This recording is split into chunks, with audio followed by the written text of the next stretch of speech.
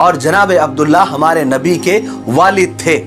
اب آگے سنتے ہیں۔ اگر اب بھی آپ لوگوں کے سمجھ میں نہیں آیا تو آپ وہ دونوں ویڈیو پارٹ 1 اور پارٹ 2 پہلے دیکھ لیجئے۔ دونوں ویڈیو کے لنک نیچے ڈسکرپشن میں موجود ہے۔ چلیے آگے بڑھتے ہیں۔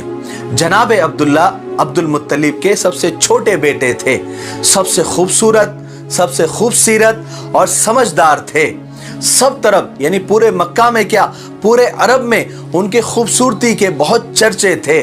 ہر گھرانہ انہیں اپنا داماد بنانا چاہتا تھا، ہر لڑکی انہیں اپنا شوہر بنانا چاہتی تھی۔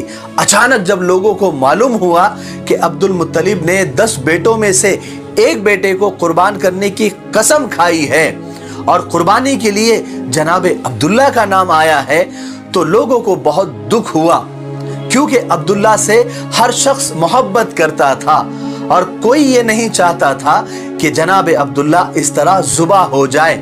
تو لوگ جوک در جوک یعنی الگ الگ گروپ میں آ کر عبد المطلب کو روکنے لگے، سمجھانے لگے، منانے لگے، لیکن عبد المطلب تو اپنی قسم پوری کرنے پر بالکل اڑے ہوئے تھے۔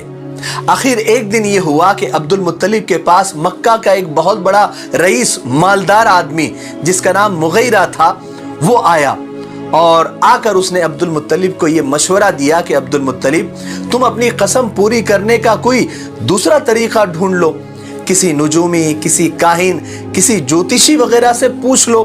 اس زمانے میں ان لوگوں کا بہت چلن تھا، اور اس زمانے میں یثرب میں یعنی یثرب یہ مدینہ کا پرانا نام ہے، اس میں ایک بہت مشہور کاہنہ عورت رہتی تھی۔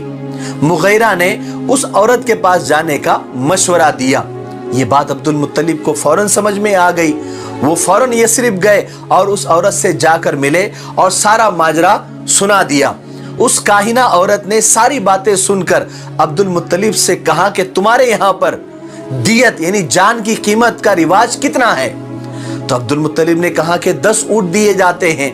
تو کاہنہ نے یہ راستہ بتایا کہ تم ایک کام کرو، تم 2 چٹھیاں ڈالو، ایک میں 10 اونٹ لکھو اور دوسری چٹھی میں عبداللہ کا نام لکھو۔